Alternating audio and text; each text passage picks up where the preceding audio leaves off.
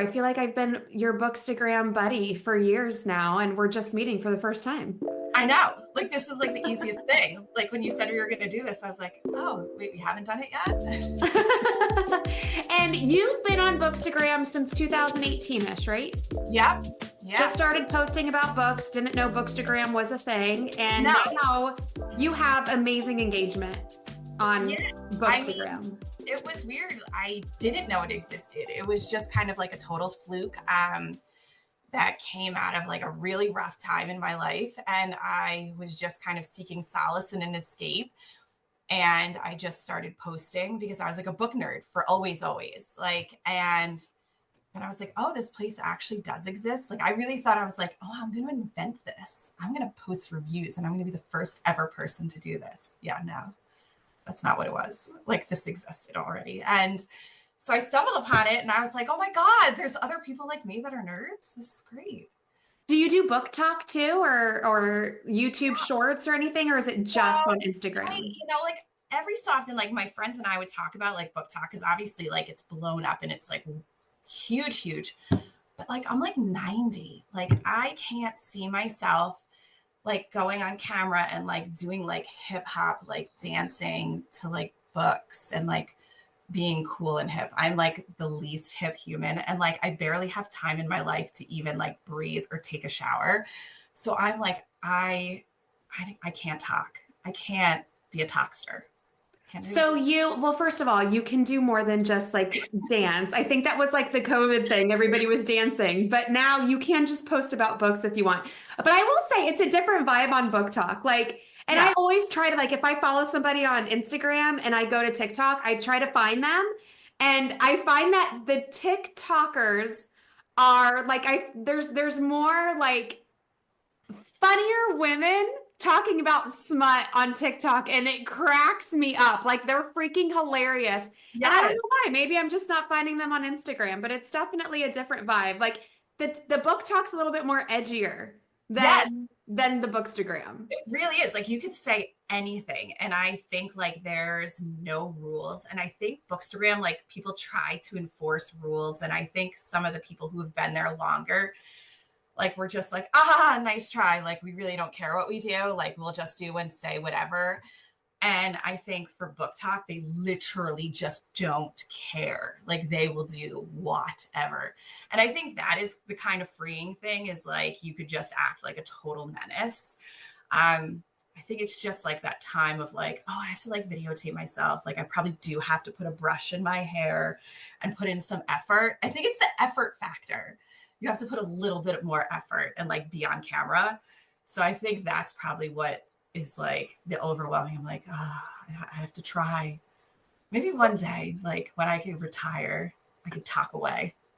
Let's talk. Yeah, because you're a teacher, so you have to be somewhat mindful of what you Well, that's the other problem. Like my first grade parents will be like, what is this you person? probably can't have a dedicated smut channel when you're a No. teacher. Yeah, I'm teaching these youngsters how to read, but I'm also talking about like fairy porn. Like, yeah, exactly. Okay. So growing on Instagram is very different today than it was in 2018. Yes. However, your engagement is still really good. It used to be easier. I feel like as it goes on, it gets harder and harder. Yeah. What, if anything, do you keep in mind today that maybe you didn't even think of before to engage people with bookish posts on Instagram? Yeah, I think it's kind of two things. I think one is people don't realize, like, people always say, like, you have to be organic, but like, you really, really have to be. And I think what happens is like people think, oh, I need to kind of like pigeonhole myself into like what everybody wants to see. Like, I need to pick like the really famous author and I need to like that book. Like, I have to like it. Or whatever book is like really hot right now. I need to give that book 5 stars no matter what. And I don't think that's necessarily the case. And I don't think you have to necessarily always go against the grain too, but like just be authentic to yourself. Like if you read a book that everybody thinks is 5 stars, but you read it and you're secretly thinking like, oh my God, this belongs in a dumpster. What is happening? Then say it belongs in a dumpster. Like just people are following you for an actual like opinion and for like oh, like I'm following her because she's a person. Like I think people follow like I have certain friends on Bookstagram that are like people follow because they're like very influencer-esque, and people follow them because they're an influencer. I think people follow other people because it's just like, oh, she's at home and she's a mom or she's a teacher or she's just a person. So I think it's just like you just kind of have to figure out who you are, who you want to be. Like, do you want to be an influencer? Do you want to just be a person on here who's just being honest? So I think I'm kind of more of that honest, menacey human. So anyway, I think for me, it's just that I'm always honest. So people know that whatever I say is true. So if I really love something, I really do, and I'll defend it to the end of days. If I think something's like really a trash bag, like I will like fist fight you to the death. Not really, but like people will message me and we will like literally like laugh and go like back and forth about books and talk about things. And I think the second thing is like you have to be willing to create some sort of relationship. You can't just post a bunch of pictures and then people write comments or write in your DMs and be like, oh, I have all these messages, so annoying. Like you're kind of opening yourself up to have some sort of engagement. And yeah, it's exhausting. And there are some days that I can't even open it up, like because I'm so busy. You have to take the time to have these conversations. And like I've met some really awesome people that I've never met in my life. Like I always talk about like Diane from Canada, who's like a grandma who I've talked to now for 7 years. Like I've never known Diane. And she's just a mom. She's not even, or a grandma. She's not even a bookstagrammer. And she's basically like me in grandma form in Canada. And she's sarcastic and she makes fun of me all the time. And like, but it's like you have to be prepared to create these relationships. And as they go, it's just things just happen organically. And so there's a work component to it, but there's a relationship component to it. You have to Sense. be social on social media.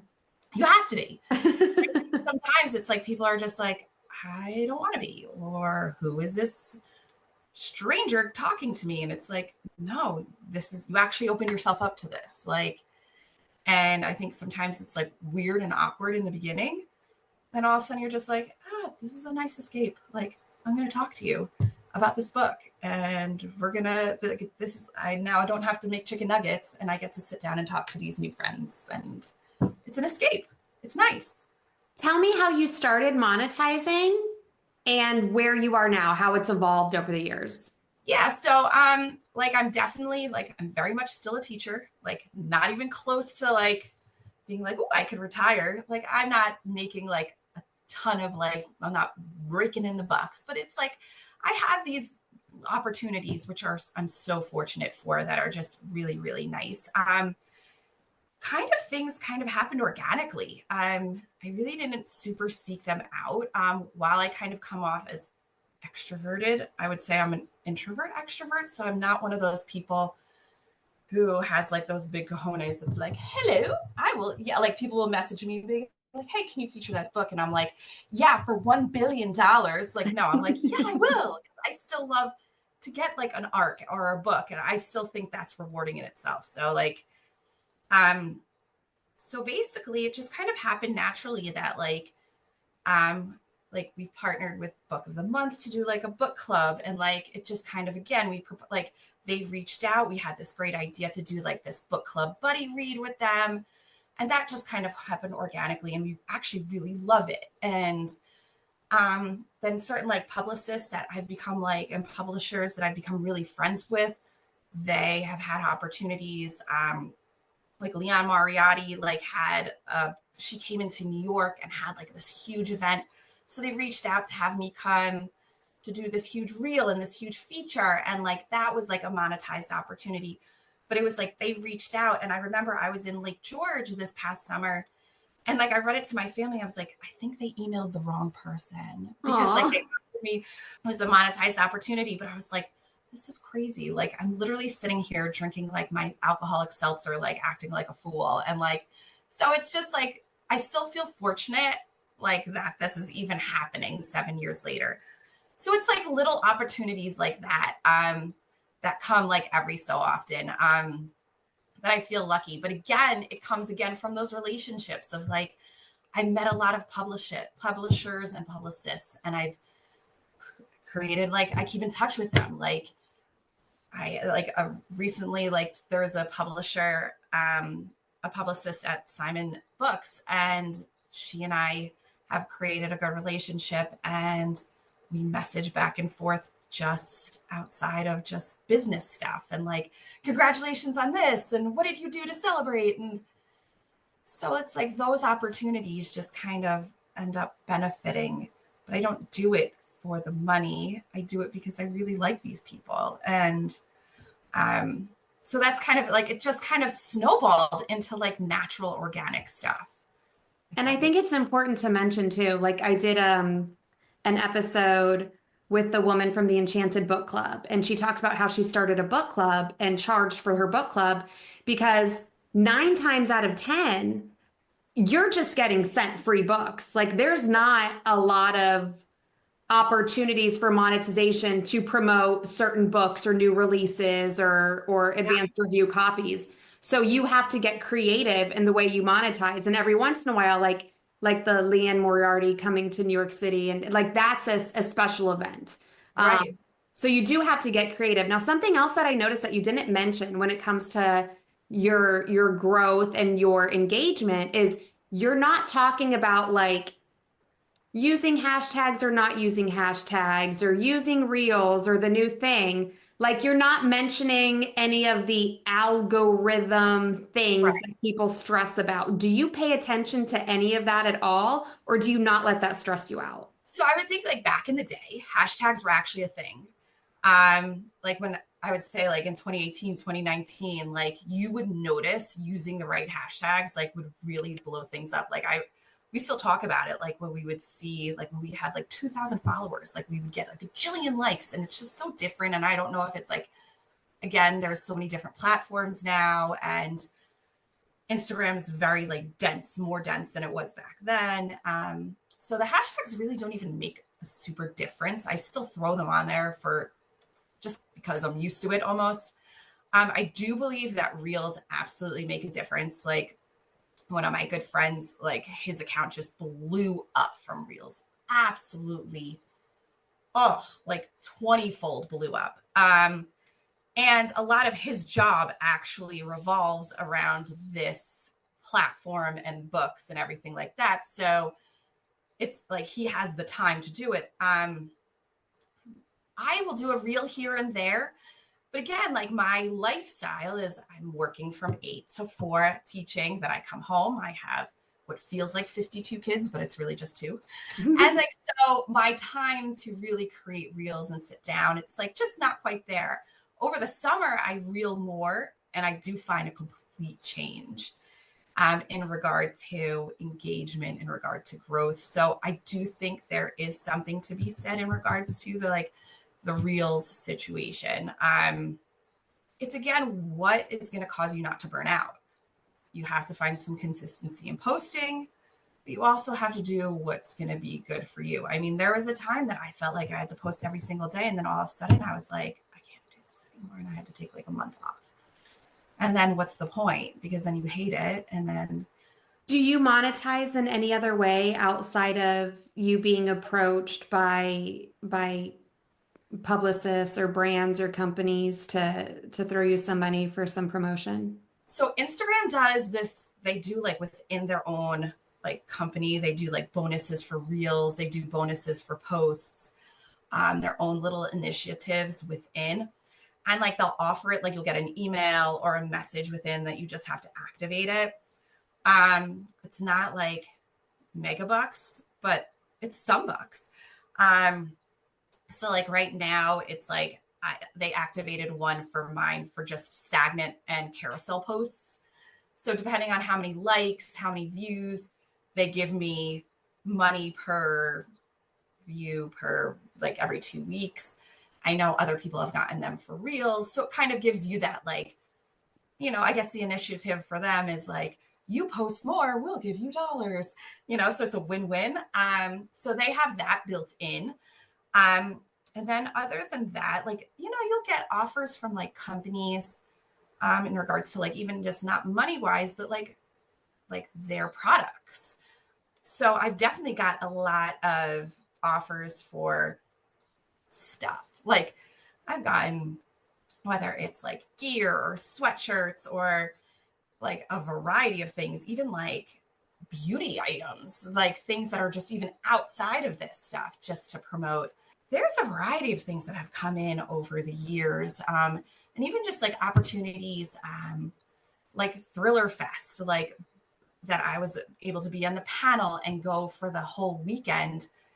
And, it's the tickets are extraordinarily expensive. And I was able to go for the whole entire weekend. Like, so even if it's not like a monetary thing, like the cost is within. That's an Or amazing opportunity. right. So like that was wild. And I like almost blacked out because like I met like Karen Slaughter and S.A. Cosby and like I was like a kid in a candy store and R.L. Stein. And like it was just we got to see all these great panels. And that was like a 3-day experience. Like in September, like I got to go to an Oprah Winfrey experience that she announced her newest book pick. And we met Oprah. And so it's like sometimes it's not money, but it's almost like that Yeah. experience. You And can't pay for that. Money can't pay for an interaction with Oprah. Oprah, Oprah.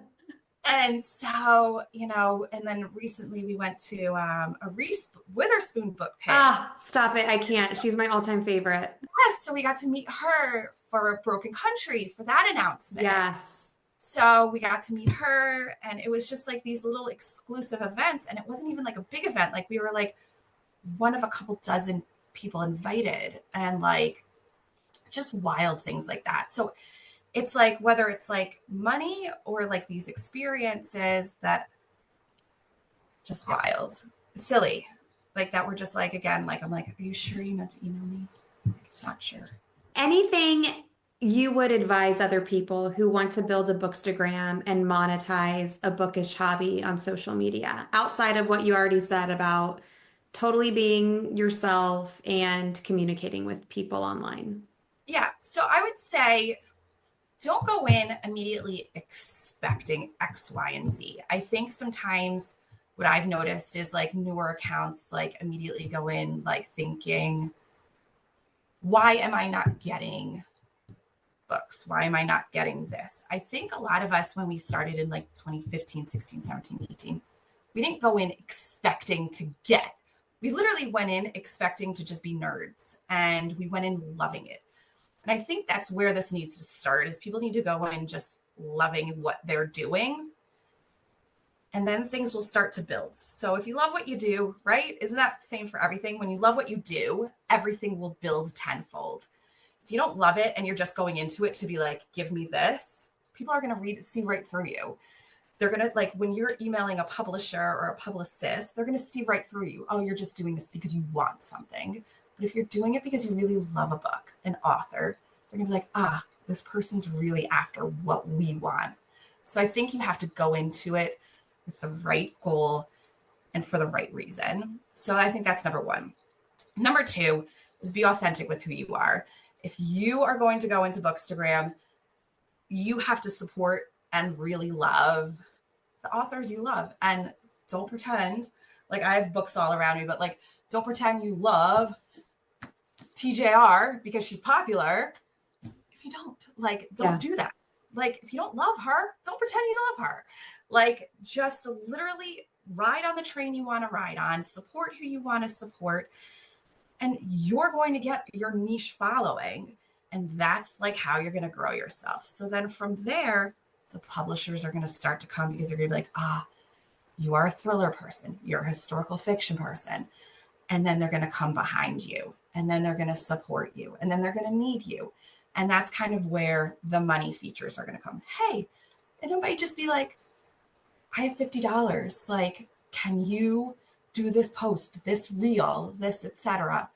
And that's kind of where things are going to come slowly. But first, it's like you have to figure out who the heck you are, and stop trying to be somebody who you think everybody wants you to be, like. And I think it's important to not be afraid to ask for compensation. I mean, 9 times out of 10, they're just going to send you some books. But for example, I posted, and this was not, Broken Country was not sent to me. This was a book of the month pick that I chose after I saw everybody ranting and raving about it. And I did a TikTok and I was just curling my hair talking about like the book. And Simon Books reached out to me and they're like, hey, can you give us an ad code for this so we can share it on our end? And they positioned it like, we'll bring you followers. And I'm like, okay, well, that sounds lovely. Yeah. Um, I charge for this. Like you didn't pay me to create the content. You didn't even know I was creating the content, but if you want to use it for your benefit, then you have to pay me. And they did. And it Right. could have been easy for me to just copy and paste a code and send it to them. But I know this is of value and it was an engaging video because I'm like not just a talking head, but I'm like doing my hair. Like it keeps the girlies, the girlies want to see the final product as I'm Yeah. chatting. So you can't be afraid to ask. I even have an email drafted. I copy and paste it all the time outside of book stuff. When people are like, I'll send you this, I'll do this, and we want you to do this. And I copy and paste and I'm like, I have spent a long time posting and growing a following and this and that. And I do not work for trade for this, that, and the other. Now, granted, if it was like, come hang out with Reese, come hang out with Oprah, I'll be like, say less. When and Yeah. when I mean, it obviously depends, right? Like we all have our priorities and our things we want, like a lot of times I'll do trades for family trips, for staycations. I'm in South Florida. We've done staycations. So, I mean, to each their own. Somebody, a staycation, they're like, whatever, I don't care. But what is valuable for me may not be valuable for another person, but it's also about knowing your worth. And it's not always about follower numbers. Like I haven't talked about your follower numbers. They're great, but I'm more impressed by your engagement because I think engagement is a lot harder to get than following. Right. Right. Yes, exactly. And I think too, you hit the nail on the head. And I think I always say, what's the worst thing that's going to happen? Somebody's going to say no, or they're just not going to respond to you. Like, because like you said, I also have like a foreign email that I use when I send out my requests. And like, I remember back in the day when we started to like request books and we were little baby bookstagrammers and we were like scared to press send. And I was like, so what? They're just not going to reply. And then what? We're going to carry on with our day and the end. And I think that's it. Like you create like a form letter and that's it. You just press send and nobody has to respond to you. Nobody's going to respond and be like, you're a jerk. Like, how dare you ask me? Like, no, it's going to be fine. And then sometimes they might respond and give you a different offer or a different, right? Like a different price, or you might kind of like haggle back and forth. But what's funny is more often than not, like when with one company, when we did like one of our book clubs that we do, we threw out a number and we're like, this is pretty great. Like if they do this, this is going to be like way higher than we expected. And they were just like, yeah, sounds good. And we're like, yes, sounds good. Should we have what? Like we could have asked for more? Like, what do you mean? Yes, that like it shocked us because you don't even realize sometimes, I guess, like what your worth is. And because again, like this is something you love. This is like, right, like a hobby and something that, so again, you feel fortunate to even get somebody to be like, here's $1 sometimes, because you're just like, wow, really? Because like I love this. I would have done it for free. Like, but like it is, it's nice. So I think it is. It's like, yeah, feeling confident and you want to die the first time you press that email or you want to throw out that number. But yeah, I mean, just because it's fun for you and sometimes maybe easy for you doesn't mean it's not valuable and it's exactly. not valuable for other people, for sure. Exactly. It's just been such a fun experience. And I think that kind of, I'm sure for you too, sometimes when you go into this world of whether it's like, I want to say influencing or just the social media thing, sometimes people take it way too seriously. Yeah, they suck the fun out of it. Yeah. And there are just a lot of mean, judgy people. And I think sometimes you just have to always bring yourself back to like home and just remind yourself that this is just a thing that we do, right? Like you probably started this for you, whatever your reason was, whatever my reason was, we all started this for like, I know I talk to all my friends that are on Bookstagram. We all started it for like a reason. We had something that we needed to escape from or do. And I think we just have to, anybody who's on this, remind themselves it's not that serious. Like, this is a place for enjoyment, for fun, and to meet people like this, right? Like, and I think that's what you just have to remind yourself. Like, it's not that serious. It's a good. And where can people find you on Instagram? Kray's Book Club. Kray's Book Club, Kray. And Kray comes from my nephews who are now 11. They couldn't say my name, Kristen, and they just always called me Kray. They still call me Kray. My entire family, like including like our 75-year-old grandparents, like nobody calls me Kristen. It's Kray. Our extended family calls me Kray. So yes, Kray's Book Club. That's where you could find me. I love it. I was going to ask about that, so I'm glad you shared. Yep. Yeah. So very cool. Well, thank you, Kristen. Thanks, Kray. Yeah, you're welcome. It's good to finally meet you. Oh my gosh, you too. Long overdue. I know.